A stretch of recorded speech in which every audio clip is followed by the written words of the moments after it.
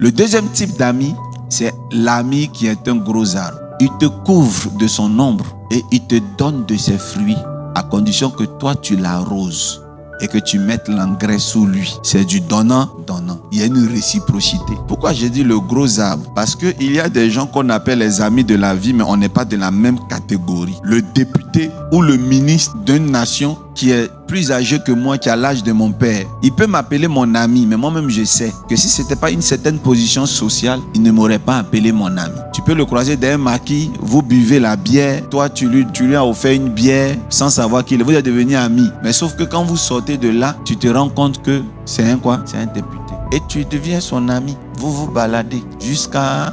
Vous êtes tout le temps ensemble. Tu donnes ta vie à Jésus après. Vous êtes quand même des amis. Mais sauf que quand tu es dans des difficultés policières, c'est lui qui te sort de la prison.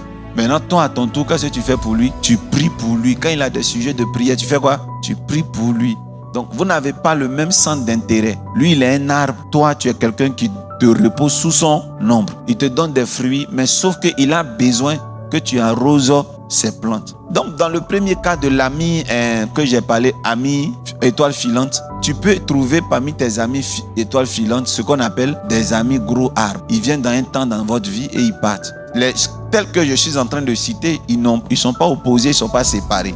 Tu peux avoir un ami étoile, mais qui est en même temps un ami gros arbre. Et tu peux avoir aussi un ami permanent qu'on appelle l'ami fidèle, qui est aussi un gros arbre. Quand il pleut, on ne trie pas l'abri. Est-ce que quand il pleut, on trie l'abri? Peu importe que tu sois un roi, que tu sois riche, que tu sois un homme de luxe, tu t'es retrouvé dans une situation où il pleut. La première chose que tu cherches, c'est quoi? Un abri. Et l'abri là, tu le cherches loin ou tout près. Donc, le premier abri qui est là, tu te mets là, jusqu'à ce que la pluie s'arrête. C'est dans ce contexte-là qu'on rencontre ce qu'on appelle des amis étoiles, les amis étoiles filantes. Et c'est aussi dans ce même contexte qu'on rencontre des amis qu'on appelle le gros arbre. L'étoile filante et le gros arbre, ils sont si proches avec une nuance. Mais le dénominateur commun, on les rencontre. Nous-mêmes, nous sommes parfois des étoiles filantes pour d'autres, mais on se rencontre quand il pleut.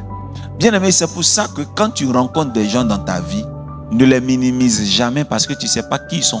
Et on se retrouve aussi, sans faire exprès, avec des amis fidèles. C'est-à-dire que des gens qui seront là à nos funérailles ou c'est nous qui serons là à leurs funérailles. Tellement on va durer ensemble. Alors, le gros arbre, c'est qui? Lui, il ne va pas. L'ami étoile, la différence entre l'ami étoile et le gros arbre, c'est que l'ami étoile, il vient dans ta vie et il disparaît, te laissant dans la même position. Mais le gros arbre, c'est toi qui viens dans sa vie. Un jour, tu vas faire quoi? Tu dois partir. Tu ne peux pas rester longtemps sur le gros arbre. Alors pourquoi j'ai utilisé le mot gros arbre? Ce n'est pas seulement pour parler de la métaphore de celui qui se met sous son ombre, mais c'est pour parler même du fruit. Un fruit a beau durer sur un arbre, il est appelé à être cueilli. Il est appelé à mûrir et partir. Le problème, c'est qu'il y a des gens d'amis, tant que tu restes sur eux et avec eux, tu ne peux pas évoluer. Ils ne sont pas mauvais, mais ils n'ont pas ta dimension. La Bible dit que lorsque Jésus-Christ a guéri l'aveugle né, il a ouvert les yeux et il a vu les membres de sa famille, donc de son village, comme des arbres. Et c'est là que j'ai compris pourquoi le Seigneur lui a dit, sortons du village. La Bible dit, Dieu prit sa main et Dieu le fit sortir du village. Parce qu'il y a des gens, si ce sont des arbres à côté de vous, ils vous maintiendront à votre côté, vous n'allez pas aller construire.